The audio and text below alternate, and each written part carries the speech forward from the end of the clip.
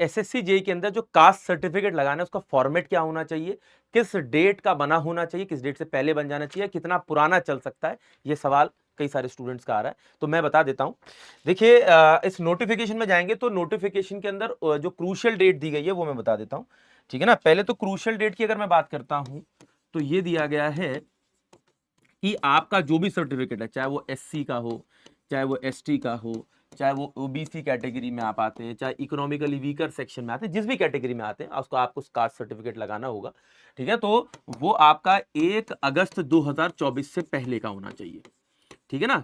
और मैं आपको बता देता हूं, ये अभी आपको सर्टिफिकेट चाहिए नहीं है, ये जब आप अभी फॉर्म भरेंगे ना तो आपको मेंशन करना पड़ेगा कि आप एससी कैटेगरी में आते हैं, एसटी में या ओबीसी हैं। तो जो आप फॉर्म में मेंशन करेंगे फॉर्म भरते समय, वो जब आप सेलेक्ट हो जाएंगे तो आपका डीवी होगा।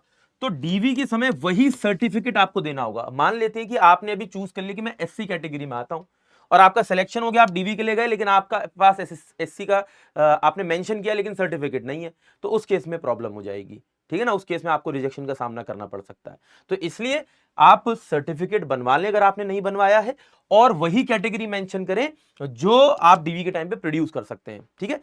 दूसरी बात, कितना ओल्डर हो सकता है, हाउ मच ओल्डर, ठीक है ना। तो देखिए एससी, एसटी और ओबीसी के लिए, ठीक है ना, जो सर्टिफिकेट की वैलिडिटी होती है वो 3 इयर्स की वैलिडिटी होती है, यानी कि 1 अगस्त 2024 की डेट के हिसाब से बहुत ज्यादा 3 साल पुराना हो सकता है, बहुत ज्यादा, ठीक है ना। एक चीज तो ये है, ठीक। और इकोनॉमिकली वीकर सेक्शन वाले जो सर्टिफिकेट होते हैं उसकी वैलिडिटी 1 साल होती है, यानी कि जो सर्टिफिकेट इकोनॉमिकली वीकर सेक्शन वाले लगाने वाले वो इस डेट से बहुत ज्यादा 1 साल पुराना हो सकता है, ठीक है ना। इकोनॉमिकली वीकर सेक्शन वालों को मैं क्लियरली ये कहूंगा कि वो अपना लेटेस्ट सर्टिफिकेट बनवा ले, ठीक है ना, क्योंकि जो आपने पिछले साल आपकी फैमिली इनकम रही होगी उसका सर्टिफिकेट आपको इस साल बनवाना पड़ेगा, क्योंकि जो आपने पिछले साल बनवाया होगा वो उसके पिछले साल की इनकम का होगा, ठीक है। तो एक चीज ये ध्यान रखेंगे, तो वो अभी लेटेस्ट बनवा ही लें, क्लियर कट।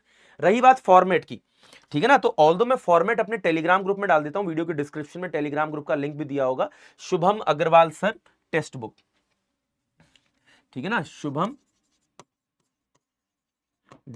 ठीक है ना, अग्रवाल सर टेक्स्ट बुक, ये टेलीग्राम ग्रुप का नाम है। इसमें फॉर्मेट डाल भी देता हूं, फिर भी मैं बता देता हूं जिनके पास नोटिफिकेशन है वो खुद से फेच करना चाहें तो फॉर्मेट जो आपको एसएससी ने दिया उसी फॉर्मेट में बनवाना है, ठीक है ना। सेंट्रल का ये फॉर्मेट होता है। एससी और एसटी के लिए नोटिफिकेशन के 67 और 68 पेज नंबर पे इसका फॉर्मेट दिया गया है। ओबीसी के लिए जो फॉर्मेट दिया गया वो 69 पेज नंबर पर दिया गया है। इकोनॉमिकली वीकर सेक्शन के लिए 70 नंबर पेज पर दिया गया है। जिनको किसी तरह की डिसेबिलिटी है उनके लिए दिया गया है 71 पेज नंबर पर, लेकिन जिसको किसी सिंगल टाइप की डिसेबिलिटी है, अब किसी को हो सकता है डिसेबिलिटी एक से ज्यादा टाइप की हो, ठीक है ना, तो उनके लिए दिया गया है 72 से 74 पेज नंबर पर, ठीक है ना, मल्टीपल टाइप डिसेबिलिटी। और ध्यान में रखना है कि जिनको मान लेते हैं कि जो डिसेबिलिटी सिंगल टाइप की इसमें 71 में मेंशन की गई है तो आपने इसमें मेंशन कर दी, जो मल्टीपल टाइप की आपने इस वाले फॉर्म में अपना बनवा कर मेंशन कर दी। ध्यान देने की बात यह है कि अगर इन दोनों फॉर्म्स के अंदर वो डिसेबिलिटी मेंशन नहीं की गई है जो आपको है, ठीक है ना, तो आपके लिए एक अलग से फॉर्म दिया गया है 75 से 77 पेज पर, ठीक है। तो आपको वो तैयार कराना है, किसी और टाइप की डिसेबिलिटी है जो कि 71, 72 या 73 और 74 पेज नंबर पे नहीं मेंशन है, ठीक है ना।